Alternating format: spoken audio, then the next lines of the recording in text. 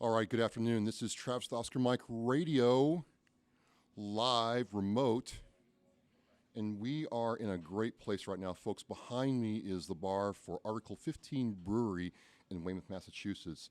Article 15 Brewery is run and owned by an Army veteran, and it's crewed back there by a very good crew, and they've been so gracious today to allow us to come here and record, and I've got a special guest. This is the first time we've met, right? Yeah, first time we physically met. In person. We've done a bunch of great stuff together.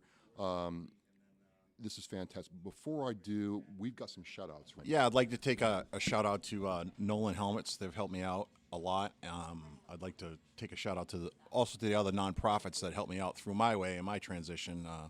That would be, most of it would be Project New Hope. Oh, Project Bill, New Hope. Yeah, Bill Bill Moore. Bill Moore. All Bill right. Moore helped me out a lot in my early days. And I'd like to shout out to all my friends out there. I appreciate it. And everyone that helped me. Awesome, awesome. I mean, it's just really great to be here. And then Oscar Mike Radio is sponsored by Joyce Asek of Asek Real Estate, Mark Holmes of Reaper Detailing Power Washing. He's a National Guard veteran. And Cage Titans winner last night, Sean Schubert of Red Seal Martial Arts. So who is this man? Who is he? He is none other than Mike Damon, a.k.a. the Godfather of Vet Unite and Last Call Designs. And we have been trying to do this for a while now, Mike. Yeah, we have. But We've both been very busy. Very, very busy. We are Yeah. Oscar Mike all the time, but it's nice that you're here now. And you just got this new thing going along with everything else you're doing. And so I want to start with, for the folks out there, kind of just tell us how you served, where'd you serve, and then we'll go on to this story. Yeah, I started off as a Marine reservist not too long out of high school, and I was stationed over in South Weymouth, right around the corner from here. I stayed there for about a year and a half, and then I went on active duty. I went out to Hawaii. Nice. I did 2 Westpacks. Well, the Marines know what a Westpac is, but it's a tough deployment, even though Right. it's short. And then I stayed in the National Guard, and I ended up doing 2 tours in Iraq, 0506 and a 910. And I retired in 2016 from the National Guard, 100% service connected. Okay. I did it till I couldn't do it anymore. Yeah, I kind of wore everything out. So you Like my friends, a lot of my friends will probably chuckle as they hear that because they did the same thing. right. Yeah. You just went and went and went. Yeah. And Couldn't do it the anymore. mind is willing, but the body is. Yeah, just the young kids game. For sure, for sure. So you have a lot of experience, not only serving in your local community, but also in the Marine Corps overall. And you got out, and you said you struggled with PTS. Yeah, the initial incident was in '91. I was in the Philippines at Mount Pinatubo eruption. I was there with and what I did is I basically had suffered for a long time, for years, and then Really? I went on deployments, and it just got progressively worse. I went untreated. Didn't know what it was really. I mean, we're talking pre-2004. Oh, yes. Okay, Yeah. so that makes sense. So the awareness wasn't there, and you kind of say to yourself, well, I don't have what I stereotypically think what PTSD is. You know what I mean? I thought it was like my uncle. That was the example I had. He came back from Vietnam. With the shell shock. Yeah, he came back and with all kinds of nightmares and stuff like that, and mine wasn't like that. My symptoms were different.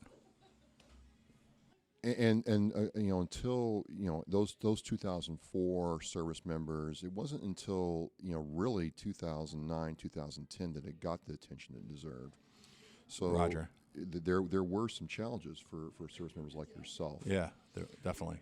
So you got out, and what happened after you got out and you tried to transition back Well, into in civilian? 2010, I was in the National Guard, and I transitioned with all my buddies out. Okay. And then it was about 18 months later. 2 of my buddies committed suicide. One of them was a real good friend of mine and my neighbor and a mentor to me. And he was a little bit older than me, and we were both the old men. Yeah. But I really looked up to him, and I thought he was the toughest guy I ever met in my life. And he took his own life. And I said, I got a decision to make here. I had felt the same way that his wife was describing how he had felt. And I said, I either got to get busy living or get busy dying. And I decided to go public with my demons so I wouldn't have to suffer through that again, not only my own pain, but the pain of losing one of my good friends. That's the one thing that really kind of, separated you from other people I've talked to. And everybody deals with their problems differently. But you took a very upfront public approach of saying, hey, I'm dealing with this. I took a big risk. Right, and a huge risk because people don't understand. I mean, I try to tell people that, it affects marriages. I lost my marriage. It affects your employment. Some people, come back home, and if they're on law enforcement or a first responder, they're kind of put in the back shelf. Yeah. Because there's risk there. So it's a huge risk that you took.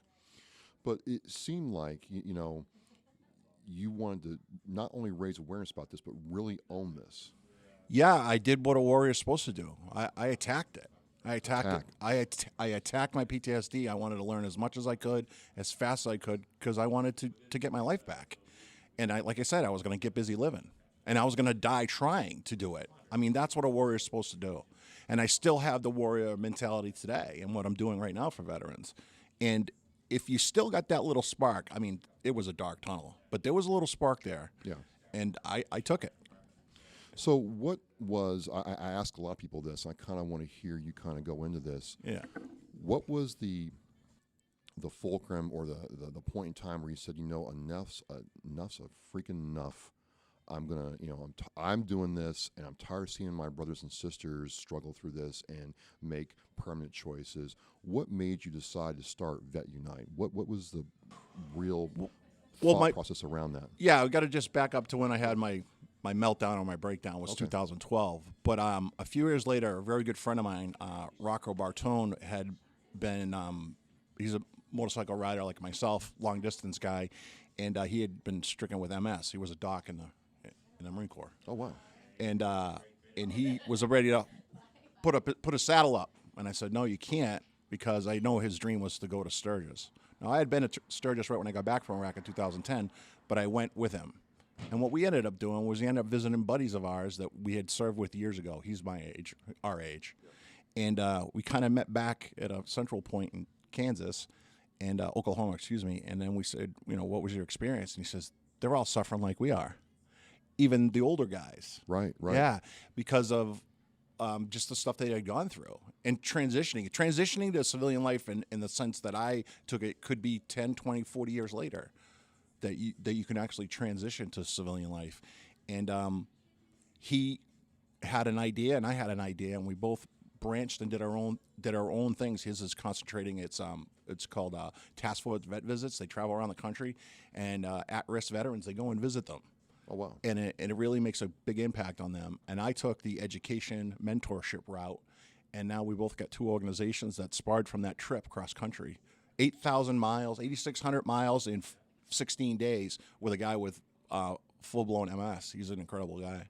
Oh, unbelievable. You can really find yourself on a motorcycle. So you get to this point and you do this, and you call it Vet Unite. Yeah. So his organization, ladies and gentlemen, is Vet Unite. There'll be a link in all the social media posts for this video. What do you mean by Vet Unite, and what's your thought process behind there? I was thinking of what to do, how I'd be most effective, and what would just kind of sum it up, make it as short as possible. And I just came up with Vet Unite. I had Vet United, I had a couple other things. I wanted to make sure that the word veteran and the coming together part were in the same name. And that's how I did it. And Vet United or whatever was already taken, and I just did Vet Unite. And it was very simple and short, and I think most people get it from the name, what it is. So we meet and we start talking, and we start talking a lot more, and we'll get into some of the things that we did later. But the first thing reason we're really here is Vet Unite is taking a real step forward in 2020 with your transition guide for veterans. Yes. So, ladies and gentlemen, he has prepared this guide that kind of moves away from the awareness model. Now, one thing I kind of wanted to pick your brain about is I'm really at a point where I'm telling people that, we're done with awareness. We're at the apex of where awareness can get us as a community. We need to start taking action. And so I'm going through your guide and reading it, and I'll get into, how you want to disseminate that later. but your guide is all based around the action. You know, you, the person, have to take action. And I found that very, very interesting. It's not an awareness model, it's an action model. It's an action model, yes. What's your thought about taking action now at this point? Well, I've said it numerous times in speaking events is that everybody's quick to point the finger. I mean, that's just nature to point the finger. We're looking to the government, and they spend billions of dollars on the suicide and all these different programs. And what really lies is the action of the veteran themselves is critically important. Laid out, clear and concise on what you do, your responsibility as a transitioning veteran. Also, too, is the model is designed to work with another veteran that's just right ahead of you in the game of transitioning. So, to answer your question directly, is the reason why you need action is because, like anything else in life, if you don't have forward momentum, you've got nothing, you know? And we, if anything, we know how to do that. But it also puts the responsibility on the veteran community itself. That we've done enough, and the awareness is there, like you said, and we've done enough finger pointing of who's responsible. Just like my shirt says, if I'm truly my brother's keeper, then I will take care of him, you know? Well, I see that. I see a lot of people, and you know, there are brethren and sisters who, you know, want to sit there and, you know, make accusations, but they don't want to take ownership, and it's frustrating sometimes. It is, but it's not. I would say it's not unnatural. It's a natural thing that we do. Is we do, and I don't blame them.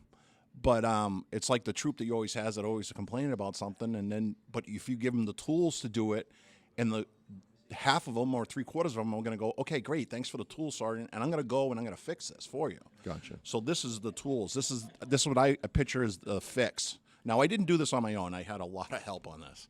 Yeah. But still, it's your, you know, combination and collection of ideas into a guide that's kind of written. If you see it, folks, it's written like the manuals we had. Here's a picture of it in the military. And there's jokes in there too. Oh yeah, there is some jokes in there. I'll have the front image of this in the video here. We'll cut that in. But let's start with some notes. Here's some things I pulled out from your guide. Sure.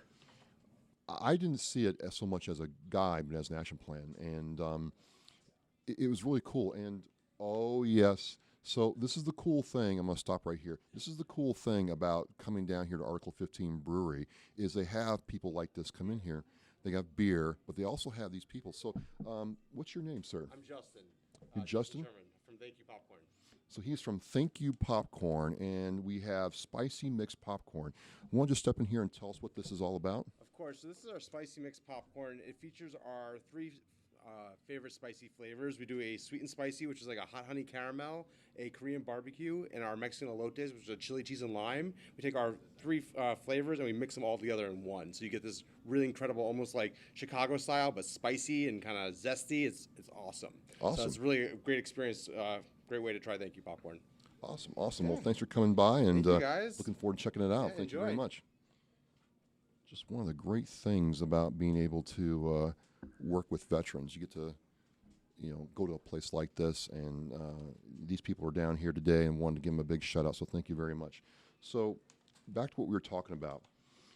This to me didn't read as a strict guide, as in here's a how-to, but you in the guide talk about action. Yes. So was that your intent, to make this guided to be a plan of action, more or less? Absolutely. Absolutely, because we've spun our wheels for long enough. You know what I mean? And I spun my wheels for a little bit. And my initial experience was when I had my breakdown. There's nothing more than a breakdown. Sure. When I broke down is I didn't have a plan of action. I had to search and find out the different things, and also too I had to find out what was going to work, because some of the stuff as an individual didn't work. Awesome.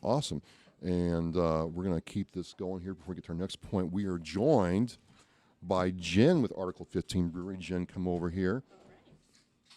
Step right up to the microphone. Jen, it is great to be here down here at Article 15 Brewery. I was down here for Connor Sullivan's event where he raised money for the Travis Mills Foundation. What does it mean to you to have veterans, you know, doing this stuff together at this place?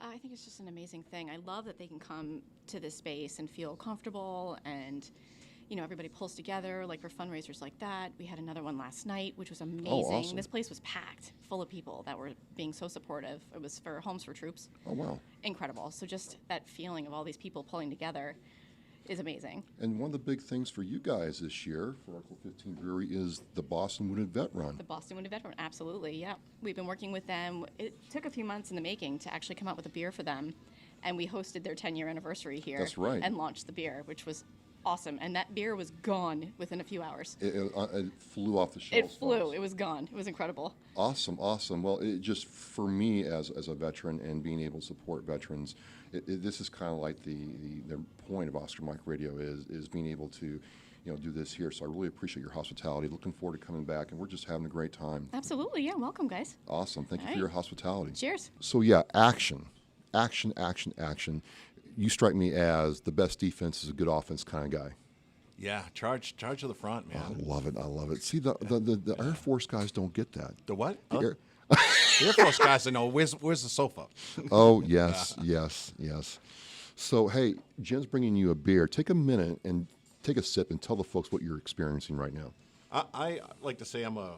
Are you a beer connoisseur or I'm are you a connoisseur, pro? And I usually like dark beer, and I don't like bitter beers. Okay, so I'm a little bit of a snob. But I gotta say that this is like a. Well, you're warm ray of talking, I sunshine. mean, It's sharp. It's nice. Why, thank you. Only next to me. So take a sip. Now tell me what you're. Well, it has a nice undertone of kind of like a seltzer, okay, with a very fruity hoppy note. I have no idea what that means, but if he likes it, then I'm good with It that. sounded good to me. I heard that on TV or something one time. Oh, so I had Holiday Inn last night. No, was it good? it was delicious. Okay, would you have another one? I plan on it. Okay, all right. So we're good. Marines are bullshitters. We're very good at it. Oh, I got to take a break for a second, and I want to thank you for having me on. It's the way you try to take the bull by the horns, but I'm used to being in charge, so we're gonna have kind of battle over that. There's no battle here. But I got a present for you, You do. and maybe you want to tell how rare these are. And Oh my God. every Marine, if you want to sell something, put a Marine Corps Eagle Gold bank on it. Marines will buy it for no reason other than just to have it. So the last time I saw one of these Yeah. was when I joined and I got them in the recruiter's office. Yeah. You can't really buy these anymore. These Cannot purchase them. They're very, very, very rare when you see these. And what's special about this is it has the emblem with the gold around it embossed. So you don't see these very often. You cannot go to Sergeant Grit and buy these. You've got to either get a recruiter to hook you up with one. If they have them, they don't really make these a whole lot anymore in quantities. Chesty is smiling right now. Yeah, I was just gonna say, Justy is very Oh, happy. thank you, And brother. this is why they call me the Godfather. And I have one extra. So what I'm gonna do with this one? Don't be grabbing, okay? Pay it forward. Find yourself, especially an old Marine, and you give that to him and make his day, make his month. Will do. Yeah. Do. So you got two of a very rare Oh, item. God, this is a fantastic day. I mean, we got beer, popcorn, Article 15, and The Godfather. And brothers. The Godfather. The Godfather. So moving on to the second thing that really stood out is in your guide, you talk about that anyone can help. Yeah. Anyone that has a true desire to help and is willing to do the work can help. What do you mean by that? Well, as I started writing it, and I was trying to write it from a first-person perspective, okay, of what happens, and I was describing it to a retired deputy chief in North Smithfield, Rhode Island, and he said, "That's the same stuff we go through." I said, "I just retired. I went through that same kind of stuff." Right. And so I says, "Well, why would I limit us to a 6% of society? I have run across many, many civilians that have helped me through for years of recovering or transitioning, and they sometimes were more helpful than some of my brothers and sisters because they were preoccupied with their own stuff." And so if I think as veterans, and my experience with working for veterans over the last 5 years is veterans that are struggling just want someone who they generally cares, Yep. okay, and will listen to their story. And I think that also holds true for anybody. You know, you go and visit a nursing home or something like that, and people want to tell their story. Well, one of the things that leaps out at me, and I don't know if you did this on purpose, reading this, is I'm like, this isn't really written for a veteran. This is kind of written for anybody to at least, if you're searching for a framework, anybody, a mom, a sister, a uncle can pick this up and say, okay, I can use this. Yeah, and that's kind of what I try to do. Really? Because that's what I was trying to, I don't know if I was explaining it right, but I try to write it from the perspective of the civilians that helped me. You know what I mean? And where they struggle trying to relate to me. But they'll never understand, but it doesn't mean they don't care. Right. And I think I got caught into that. My mind was telling me when I was going through my stuff that nobody cared about me. And it's a mind game that gets played with you. It screws with your head. And that's what happened to my friend. He thought nobody cared about him. And it's not true, because there's people out there that care. We're just, now on the action plan, we're looking for you, the guy that's struggling, the guy that needs help. Right. And if you go on social media and stuff like that, you can see my phone number. Anyone can call me day or night. I'm truly my brother's keeper, and I live that to every day. And I think most of us are. Yeah. We just don't have the tools yet, but now I'm trying to do it from the helper's perspective as well as the person receiving the help. Gotcha. You talk about care, and it's one thing that kind of leaped out. It's one thing that leapt out at me. I was on 183 a couple weeks ago with Becky Tuff down in Florida. Yeah. And she talked about self-care, and then I'm reading your thing again. I'm like, wow, he's talking about self-care. That's twice now. It's been talked about a whole lot, but you and her talk about the aspect of caring for yourself. Because a lot of us, and myself included, will put others before me, and eventually you just run out of gas. Correct. So why is that self-care component so important? It's in part of the guide, and my experience and my personal experiences. Again, these are my personal experiences. Right. This is what I wrote down. It's not necessarily clinical, or I don't know. When you're in the military, we kind of get a misnomer that we're self-reliant. We're taught self-reliance. Right. Do for yourself. Think for yourself. Yes, but really, we're not totally self-reliant because our pay's paid for, our housing's taken care of, and garrison, we're basically safe. And then when you come over to civilian life, none of that stuff's available to you. So when you could have just go to work and come home and go to work and come home, even if it's in a combat zone, you could just concentrate on that one thing. Right. In the civilian world, it's not that easy. So you need to take care of yourself, and it's really difficult, I see, with veterans thinking of themselves first. And I don't think a lot of veterans even know how. True. Yeah. Like, what does that mean, self-care? In the guide, I explain it. What is self-care? And self-care is putting the number one priority is yourself, because that way you can help others. You know what I mean? Like the sergeant always says, tie your boots, get yourself squared away before you help the other. But you still had to, even when you were Put the younger. oxygen mask on yourself first. Yeah, and we still do it, and it's because we're unselfish. That's what it is. We're unselfish. It's not a negative. We're unselfish. But take that time, whether it's art or just meditation, working out, or riding on motorcycles. Take that time to care for yourself. Yeah, and I think in spiritual health. Yes. Yeah, and you need to keep trying. Like I hear a lot of guys get frustrated. They'll try something that doesn't work, but you got to keep trying. You got to develop your own recipe for self-care. Well, speaking of trying, one of the things that you also hit on the next is just like, bam, bam, bam, when a good way is training. And the guide speaks to training. You have a whole section on training. And I looked at it, what I got out of it, Mike, is I should always be trained. Always. There's never a time, where I can say, I know it all. I don't have to do anything else. Is this part of your attack mentality where, in order to grow, in order to be effective, you always got to be learning? Yeah, and I think that it's not there are books. I recommend a lot of books that gave me insight, but there's not anything in our general vicinity or in our homes that's going to teach us about our unique. We come from a very unique culture.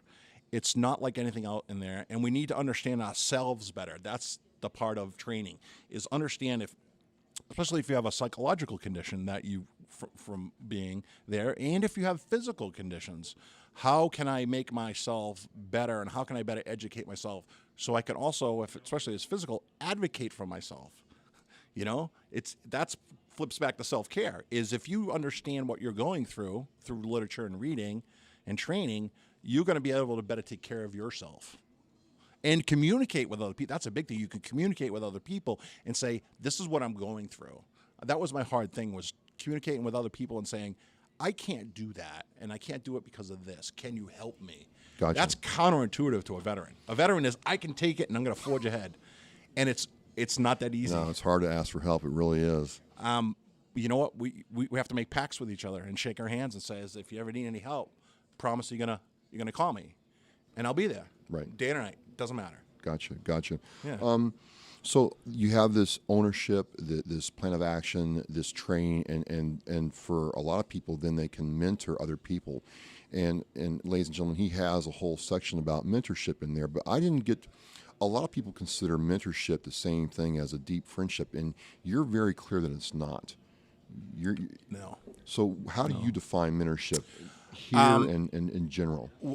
I got a shout out to my friend Karen Muti, is a lady that I met when I was first starting all this stuff, and her dad was a retired Marine, and or Vietnam Marine. He wasn't a retired Marine, but Vietnam Marine, and he was big in the VFW and all this stuff, and he kept saying, and he passed it on to his daughter, which was Karen, as, "Where's my gunny?" That's a Marine thing. Where's my gunny? Right. Or in the Army senses, because I served in the Army too, was, where's my first sergeant? Where's the person that's guiding me through the next step? In a civilian sense, that person doesn't exist. But you know what? How about we'll take Vet Unite's model, and how about we provide that? Right. So you don't have to ask, where's my gunny? I'm hurting right now. I need help. There's this obstacle in my way, and I don't know how to overcome it. You pick up the phone, you call your mentor. But the flip side to that is the mentor has to be someone that's going to talk straight to you. Yeah. When you mess up, your first sergeant, you're going to give you a ration of shit. No. Okay? Yeah. And you know what? Chances are is if he yelled at you, it was because he cared about you. That's the part Yes. we leave out of Yep. it. He cared about troops. That's why he's in that position. You know, and every gunny and every first sergeant I ever did had a passion for troops. Passion for troops. Yeah. And I didn't realize it when I was a young buck. No, you know, don't. when I started getting up in rank, I said, you know what, this guy, sleepless nights this guy has, or, you know, on active duty, you know, the company gunny went out and picked up your buddy and bailed him out, or Yep. whatever it was, shenanigans that you got into, and he swept it under the rug. And I always had great examples, and now I want to be the first sergeant. I want to be the company gunny. I want to say, hey, and I want to teach others how to do it. But it's not a friendship. It's more No. of a coaching, like, you messed up, and I'm going to hold you accountable Yeah. because I don't want to see you fall. I don't want to see you destroy your life. It's the stakes are that high. Because, you know, and the thing that why we're in this fix is, you talk about it not only here but in our conversations, is there's that loss of culture. There's that loss of, you know, esprit de corps that we have that I enjoy, that I've got out. And it wasn't until years later that I realized part of my makeup was I never found that crew to run with, or that tribe to run with. Yeah. I didn't have that culture. I have it now, but I didn't then, and things were very, very hard. But you speak very plainly about it in a way. Again, folks, you're not in the military. You never served, but you can identify with that and understand what your person you're trying to help is going through. I thought it was very interesting how you phrased that. Yeah, the phrase is that it comes from a community, and it's a unique culture of the military. And you have one mission, okay? And everybody in that group has one mission at that time, whatever it is, whether it's get ready, it's to go to chow, or whatever it is. There's one central focus. And when the civilian world, in the sense, is it's really difficult to find that. What I find that's very close to it is firefighters have that. And also, to what's wrapped around that enigma is the fact that you're willing to sacrifice your life for that other person. It's very hard to find that in the civilian world. And that trust that you have. Yes. Yep. I trust this man with my life, and this is the first time I met him, but we have talked extensively. In fact, the first time he had called me, he says, "Who the heck are you?" I think I didn't. He didn't know what to mean, because I was being true to his. I saw what he was doing, and I was going to be true to him and help him on a project that we worked on together. But to go back to that is the community that you have established, and it's a part of your identity now. Right. And just imagine, this is what I feel bad for. You've got retirees are kind of the same ball. Is you got a kid who goes from mom's kitchen to boot camp to deployment, possibly to a war zone, serves his time, gets out, and gets thrown back into civilian life. Imagine, just wrap your mind around that. This guy went from basically mom's kitchen to the furnace. and he's got to learn all these new skills and everything. It's super challenging. It was for me. Well, I tell people, I'm like, you join the military at 20, you get out at 24, 26, 28. Yeah. There's 8 years of experiences your buddies, your friends growing up have that you don't have, and you're trying to play catch up. Correct. And unlearn a whole lot of stuff you learn because you're institutionalized in effect. So it's very, very difficult. Very, very difficult to find that culture again. And so, I'm reading this, and I get to the part about service to others. And one of the things, folks, I'm going to talk, for a second here, Mike. One of the things that had really impressed me and made me like, I want to meet Mike Damon is the aspect of service to others. A lot of people, you'll meet want to take, they want to collect, they want to network with you, but there's no real service aspect. And, connecting with Mike, I'm like, wow. I mean, I said, we're going to, talk, and here's what I need. And it was completely unrelated to anything personal. It was more along the lines of Oscar Mike, which I'll get to here in a second. But the thing was, he was serious. You call me day or night. And there's a couple other things I bounced off him, that I was trying to do with this. And Mike did everything he said he was going to do. I'm not kidding you, folks. He said, I'm going to do this for you. And, a week later, there it was. And allowed a feeling of trust that I don't get very often in life. And I felt that very powerful, man. And as it relates to Oscar Mike Radio, I want to tell you, man, I mean, I started Oscar Mike Radio, and 4 years ago, almost the day, it was coming to life. And it was coming to life because I was in the Marine Corps League, and we'd go to these funerals of guys who had committed suicide. And there's a mom, there's a family member, there's a sister trying to understand why their loved one was no longer there. Where did we go wrong? And, I was told there's no hope. I couldn't believe that, and I found out there was truth. Or, and I'm like, I'm going to create something that tells people there's a hope. You might not, a million people might not see it, but I'm trying to get that one person. So fast forward to this section about service to others, it really resonated with me. It also, Mike and I met, and I was trying to move this forward. And a lot of the graphics you see, I'm going to brag about you here for a second. I'm talking.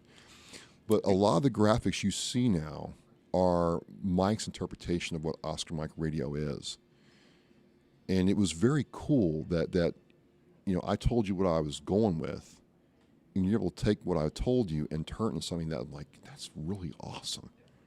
Thanks. And really moved, because I like my classic logo. You'll see it up here. I like the classic logo. I kind of designed that, but he took it and really made it something that is really cool. My whole point here is, service to others. This is about serving other people. This is about, connecting with other people here at the brewery, here outside the brewery, what you do on your motorcycle, and your public speaking service to others. That's a very important part of the healing process, right? Absolutely.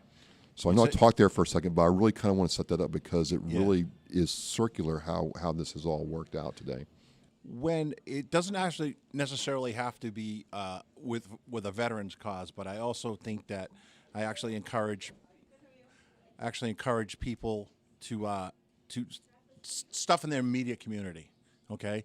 Because there's a twofold advantage, okay? The one is that first off, you get to know your community, and most veterans transitioning are disconnected or they've been away. So reconnects them with the community. And the other thing is self or service to others is food for the soul, I say. Yeah. It wasn't, I was searching for happiness. I was searching for something, and I had that ache in the pit of my stomach and in my heart, and when I started giving back to people, and, one of the things I did is I helped you out, and I did it because I wanted to. I used my talents. Everyone's got talents.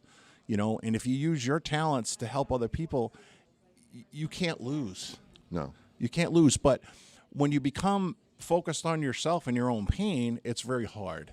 Right. And sometimes you need that mentor to go, listen, buddy, you need to go down here and you need to volunteer your time for an hour a week or 2 hours a week. And well, if I may, if we're being candid here, it was in 20. What's your story? 2014, my lawyer. It was Thanksgiving, and I was feeling it was a very low part in my life. I mean, extremely low for a lot of reasons. But my lawyer, I don't know why she did. She called me up and said, "How are you doing?" And I'm like, I told her I'm feeling like really, shitty. I'm going to stay in my. And she put her proverbial boot up my ass and said, "You're going to get out there and go to the Brockton VA and volunteer. That's what I want you to do." I'm like, "You're paid to be my lawyer, not." She's like, "I don't, shut up." And She knows. She knows, and she knew, and she had enough care and toward me to be that tough love, that minute, Yeah. right? And that's kind of what kind of jumpstarted all this. I'm like, oh my God, I felt, I thought I had all these problems, and by seeing guys with, I'm not saying my problems weren't real, but I'm like, okay, my worst day is better than their best day. Put it into perspective. Because when you're so focused on yourself, you have no perspective. Right. If you go out and help other people, you may find out that your damage or your struggles are very hard, okay? But you're also going to see that other people are struggling. And it's not a contest of whose pain's more, but you need perspective. Yep. And I needed it too because I was pretty self-centered, So this, and it's kind of funny, Oscar Mike Radio got started, you're doing the Vet It was your Unite. therapy. It became therapy, and then it's kind of really exploded into something else. What is it? I really don't know. I mean, I think this right now is what it is. Yeah. A person like yourself who doesn't have a multi-million-dollar marketing budget but is making an impact to one person at a time. For you to allow me to tell your story and give you this platform to tell your story, and maybe we engage with one person out there. That's all I'm looking for. I'm looking Just for one guy. Just one. One girl, one guy. Maybe we engage with 100, maybe 1,000. I don't know. But if one person benefits from what we're doing right here, then great. As an added benefit, we get to know each other. We get to talk about motorcycles. We get to talk about what we like. We get to sit in this wonderful place here and enjoy ourselves and be comfortable because I understand veterans. I can't quantify all that for you, Mike. I can't put a dollar amount on it, but to me, the payoff has been unlimited. Well, and that's the thing is when you have something that you can't put a value on it, and then when the time flies when you do it, then you know you're doing the right thing. Okay. You know what I mean? Riding your motorcycle. People who haven't rode a distance on a motorcycle, I say they don't get motorcycle riding. It's when you look and you kind of come to and you realize you're 30 miles down the road and you say, wow, that was kind of a cool experience. Was I? No, I wasn't on any drugs or whatever. I wasn't drinking. But that's what it is. And then when you're in the flow, my buddy James Dulock, another guy that had helped me, a civilian, he taught me how to meditate. He would talk about that's called the flow. And when you can get into the flow of things, and you're not thinking about your own problems, and you're helping other people a little bit, and you start to move forward in that plan of actions, and you're forging ahead. You're doing good things, and you're doing great things, and that's what I had when I read what you did, and I wanted to help you out, and it's what brothers do. They help each other out. No, it's been a big, huge boost. Not only, the validation that I'm moving in the right direction, but it goes to your last point, which is about purpose. Well, that's Talk the to me last. about purpose. Well, okay. Well, I got a great quote. It's in the manual. I know it just sounds like this kind of bizarre thing, but it says, "They who have no central purpose in life fall easy prey to petty worries, fears, troubles, self-pity, and other weaknesses which lead and are surely deliberated." Fancy words. It was from a philosopher named James Allen, and basically says that if you don't have a purpose in your life, this is probably the only mind part that you have to really think about the whole guide is, if you don't have a purpose in your life, petty worries and misery is going to attack you. Yes. It's going to attack you. And the great thing about being in the military is there was one purpose, whatever it was, whether it's training, whether it was fighting the enemy, whether it was flying missions, or if it was marching, there was one purpose of the whole group of people. If you yourself don't have a purpose, you're doomed. And I don't think anybody has really ever, all these self-help books have never really talked about that specifically, but I think, and it's why it's the last thing I put in the guide, is it's what ties everything together. It's what gets, listen, the demons in my head tell me that you're a worthless piece of crap and that you should just stay in bed all day. True. Okay. This guide has given me a purpose, and Vet Unite has given me a purpose. So when I put my feet up, pain, no pain, mind's messing with me, put my feet on the floor, I am forging ahead and attacking every day now. And that leads me to kind of like my last couple of points is you're at this point where you created Vet Unite. You created this guide. Now, how are you going to move this forward in 2020 and beyond? What's next for Mike Damon, the Godfather? This is the incredible part, is that I pan this out to people that I respect, whether it's in the veteran peer community, whether it's doctors at the hospital, or whether it's just veterans I serve with that live all across the country. Just the other day, I went to editing, okay? And I already have 6 dates on the East Coast booked for next month. So to you go were and Oscar speak Mike. about something that doesn't really exist yet. Right. It's resonated with every person that's read it. I mean, has it resonated with you? Absolutely. Yeah, and On many levels. And you know, you come up with an idea, of, you know, you tell the wife or the significant other, I'm going to paint the wall whatever color you want to do, and they say X-nay, no, don't do it. Or they roll eyes, or they sigh, or Most of the time, especially if it's the ladies, they're right. Okay. But I have not had one person say that it wasn't an amazing thing. And again, this is not just me. This was a whole group of people that have given me their knowledge, and I sucked it up because I wanted to master this. I want to be the black belt of PTSD, and now I want to share it with people. You know, and to get back to what I was talking about is I've just started talking about it, and I already have speaking engagements, 2 in Virginia, 1 in Atlanta. I got 2 in Florida, okay? And then I got to come back here for March 19th. I have another speaking engagement where I get to speak about motorcycle and the healing process. It's just a crazy, and I haven't even touched any of the local stuff yet. And I'm excited. I'm excited, but I also need other fighters on my team. So how can people help? How can people help? I mean, you know, where can they go to help you out, or how can they get engaged? Right now, you can go to vetunite.org. Vetunite.org. Okay, that's if it's not up, it'll be up shortly. It's in revamp right now because there's a knowledge base in there that I spent a lot of hours writing about all the resources that are available. Also, too, is if they want to, they can just go through there. If you go through Facebook, just Vet Unite, go through there, and there's a lot of stuff in there. To support us, we got a web store. It's at teespringstores.vetunite. All these links will be in, you know, all the social media and blog post people, so you'll be able to click on it and go right to it. Yeah, and we're gonna put all that stuff up, and I'm super excited, and I'm glad you're excited about what I did because you know you have an idea of, you know, I call it a pickup game. Yeah. When we were younger, you young kids don't know about this, but we'd go and knock on everyone's door and says, "Hey, do you want to come play? Right. You know, you want to play stickball, you want to do this, you want to play street hockey." And if a guy said no, you didn't care. You were like, "Okay, I'm going to go to the next guy's house." With this I'm floored. I'm shocked that every person I said, "Let's participate in this," or "What do you think of this?"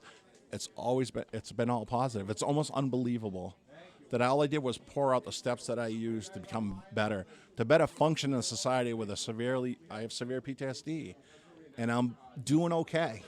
No. And I stick into the plan, the action plan. I keep doing it over and over and over That's again. amazing. That's amazing. So we're winding this down, folks. And again, this is just 2 veterans at a veteran-owned establishment, Article 15 in Weymouth, owned by Leo Reardon, run by Jen, the HBIC is what she likes to be preferred as. And this is why we're here. This guy created this program out of his own personal battle and pain, and now has found a way to really take action. If there's a theme for Oscar Mike Radio in 2020, it's action. We're out of the awareness curve, and you're all about action. You're all about offense. You're all about attack, which I really relate to. A lot of different attack, and it's very, very important. And so, I mean, first time we've met folks, we have talked on the phone, we've talked over messages, text several times, but it just goes to show you that bond, especially between Marines, is very, very strong. And Mike, it's just been great doing this. I've had a blast doing this. You know what? And this is going to continue for the future. And anytime, you know, I like your next program that's coming up. I'm going to plug it. Is the swim call at Marine Corps Boot Camp. Yeah. I think it's going to. He's already smirking. It's going to be hilarious because I was at swim call and it was pretty hilarious. Thank God I could swim. A lot of kids couldn't. Yeah, East Coast boy can swim. I never thought a body could sink so fast. I'm telling you, it's brutal. It's brutal. But I might call in for that though. That might be funny. that might be funny. It was funny. It was funny. But this right here is why I'm here. That's one thing we didn't talk about and we forgot is about peers. Is the relationship that we have over just a short time because we have so much already in common. Right. In the civilian sense, you get cast out to the civilian world, and you really gotta plug back in. Yeah, absolutely. Because no matter what struggle is, they're not going to judge you, and they're not going to they're going to understand. And Right. and we get away from that, Very easily. very easy, and it's nobody's fault, but it happens. So this is 185 coming to a close. I'm with Mike Damon, the Godfather of action. You got the Godfather of soul. I'm going to call you the Godfather of action. And you can really take what he is presenting here, and he does speaking engagements, he does outreach, and learn from it. And you don't have to be in the military, you don't have to be a veteran, you don't have to have served. You just got to be willing to help. I really like that aspect. Brother, thank you for coming on Oscar Mike Radio. It's awesome, and if anybody wants me to come speak to the organization, they can get through Oscar Mike Radio or some absolutely. of the links in below, and we'll come out and we'll just spread the word, and maybe we'll bring you out. Maybe so. We'll see. All right, well, as we say in Hawk, we are locked through launch.